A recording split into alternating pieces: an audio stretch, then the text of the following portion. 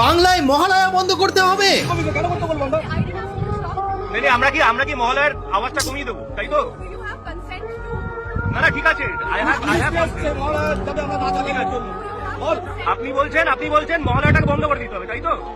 তাহলে আওয়াজটাকে বন্ধ করতে হবে, মানে আওয়াজ কমিয়ে দিতে হবে। বাঙালির আবেগ, বাঙালির মহালয়া 60 বছর ধরে আমরা এটা চালাই। আমার রামগড়ের কোনো অভিষেক করে না, বাঙালির শুরু হয় উৎসব এখান থেকে। ওনারা এসে বলছেন যে মহালয়া বন্ধ করে দিতে হবে, সাউন্ড কমিয়ে দেবে। কোন পশ্চিমবঙ্গে আছি আমরা? কোন পশ্চিমবঙ্গে আছি? বাংলায় কথা বলতে পারে না, বাঙালির আবেগ দিয়ে খেলছে, বাঙালির মহালয়া দিয়ে খেলছে। পুলিশ দিয়ে আসছে, মহালয়া বন্ধ করতে হবে। অবাক কাণ্ড। কোন বাংলায় আছি? সোজা কথা বলছি, বেরিয়ে যা বাংলা থেকে। এই মহালয়ের জন্য বাঙালি যে মহা আন্দোলন গড়ে তুলেছিল সেটা বাঙালি আজ ভুলে গেছে। সময়টা ছিল 1976 সাল। রেডিওর স্পিকারে বেজে ওঠা আকাশবাণী চ্যানেলে বীরেন্দ্র কৃষ্ণ ভদ্রের চণ্ডীপাঠ এবং মহিষাসুর মর্দিনী শুনেই সমস্ত কলকাতাবাসী তথা বাংলাবাসীর ঘুম ভাঙত। মানুষ সমস্ত কাজকর্ম ফেলে ভোরবেলায় উঠে যেত সেই দেবীপক্ষে এই মহিষাসুর মর্দিনী শুনবার জন্য, যার কণ্ঠ এবং ভক্তিময় স্বর বাঙালির মনকে কেড়ে নিয়েছিল, বাঙালির হৃদয় অবস্থান করেছিল। তখন আকাশবাণী চ্যানেল সিদ্ধান্ত নিয়েছিল যে আমরা আর এই বীরেন্দ্র কৃষ্ণ ভদ্রের মহিষাসুর মর্দিনী বা চণ্ডীপাঠ চালাবো না।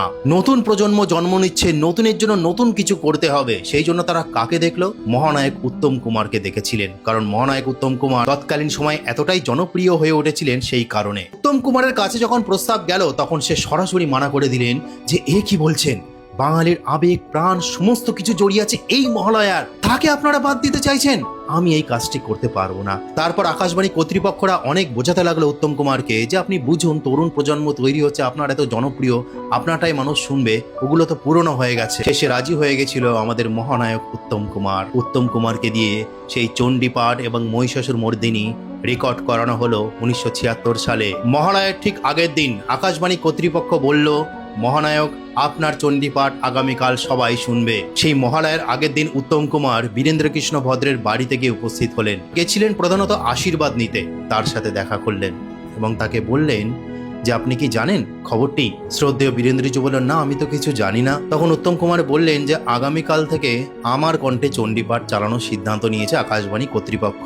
আপনার কণ্ঠে যে চণ্ডীপাঠ শুনতো বাঙালি, সেটা আর বাজবে না। বীরেন্দ্র কৃষ্ণ ভদ্র তখন চুপচাপ তার মুখের দিকে চেয়ে থাকলো, ছলছলে জল ভরা চোখ, এবং উত্তম কুমারকে বললেন তখন যে মহানায়ক, পরিবর্তনিত জীবনের নিয়ম, যাও আশীর্বাদ করলাম, সফল হও।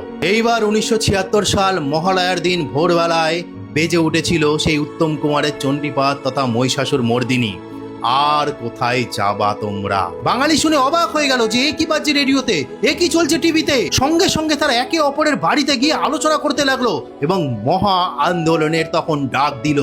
সঙ্গে সঙ্গে কলকাতার সমস্ত ব্যবসায়ীগণ তথা মানুষ তারা সেই ভোরবেলায় পথে নেমে আন্দোলন করতে লাগলো যে আমরা এটা মানছি না, মানবো না। বীরেন্দ্র কৃষ্ণ ভদ্রের কণ্ঠে যে মহিষাসুর চণ্ডীপাঠ আমরা শুনি সেইটা চালাতে হবে।